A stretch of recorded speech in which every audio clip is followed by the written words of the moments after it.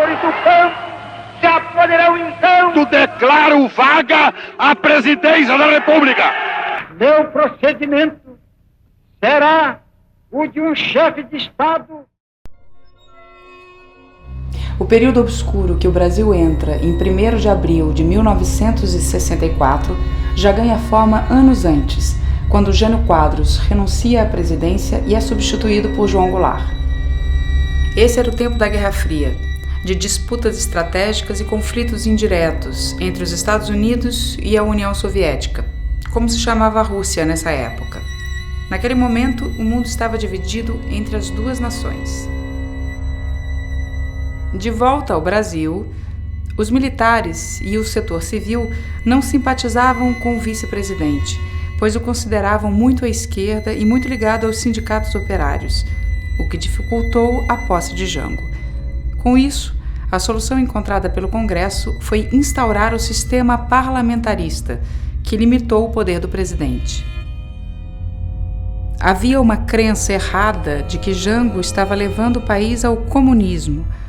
Na prática, era a primeira vez que o governo olhava para o povo de baixa renda, provocando desconforto entre a elite e militares.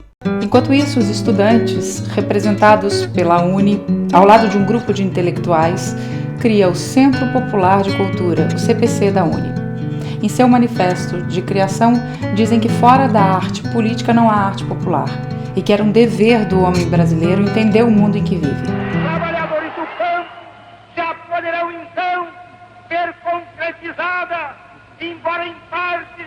No famoso comício da Central do Brasil, no Rio de Janeiro, Jango deixa claro seus planos quanto às reformas de base.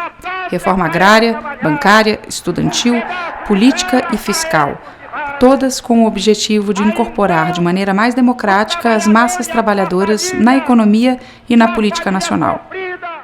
As palavras de Jango aceleraram uma atitude de seus opositores, que repudiavam a ideia de reformas. Que então revidam poucos dias depois com a Marcha da Família com Deus pela Liberdade, organizada por setores da igreja, das elites empresariais e das classes médias paulistas. Os Estados Unidos oferecem total apoio aos militares no combate a Jango.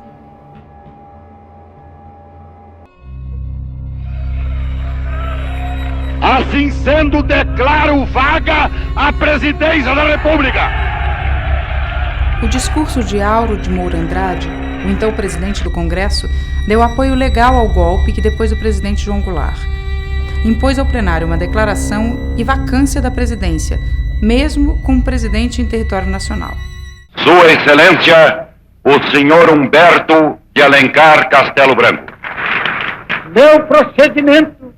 Já no primeiro dia, a ditadura mostrou o que faria aos que se opusessem a ela. No Rio de Janeiro, a sede da UNE sofreu um atentado que a colocou em chamas.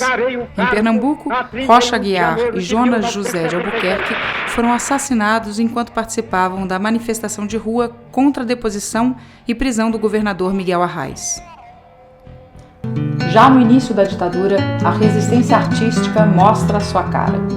O show Opinião, dirigido por Augusto Boal e com Nara Leão e Zequete no elenco, acontece ainda em dezembro de 1964 e torna-se uma referência no cenário da chamada música de protesto. Podem me prender, podem me bater. Os militares não viam a reestruturação que planejavam por meio do Congresso, mas sim por meio de atos institucionais que eram expressão do poder constituinte da Revolução. Essas mudanças eram feitas por meio dos atos institucionais. Já o primeiro, em 9 de abril, deu aos militares o poder de alterar a Constituição, cassar mandatos, suspender direitos políticos por 10 anos e exonerar e aposentar compulsoriamente quem pudesse atravessar seus interesses.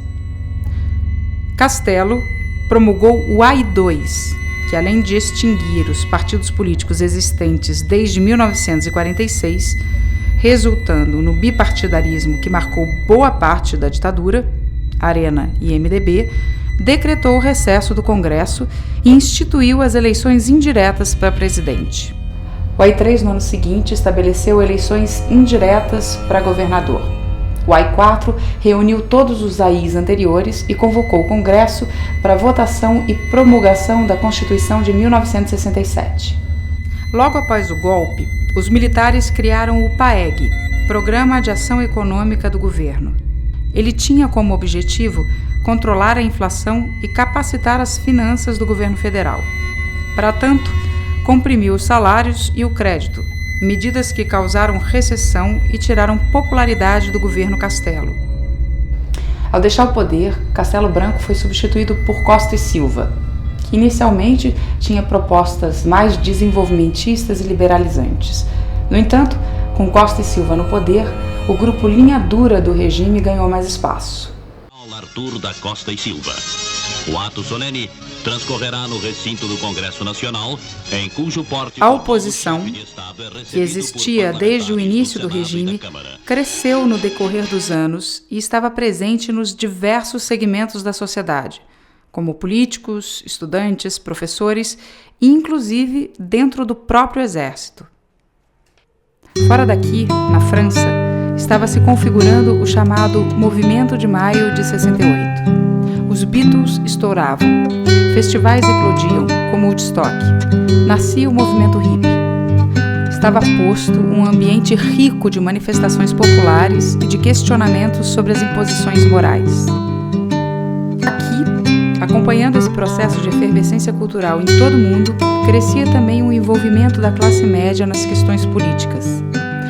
Nesse período, ocorreram a morte do estudante Edson Luiz, as greves de Osasco e Contagem, a passeata dos 100 mil. Em outubro deste ano, em torno de 700 estudantes foram presos no Congresso da UNE, em Ibiúna. A mobilização da população não agradou o regime, que endureceu a repressão e usou de todas as forças no combate aos opositores.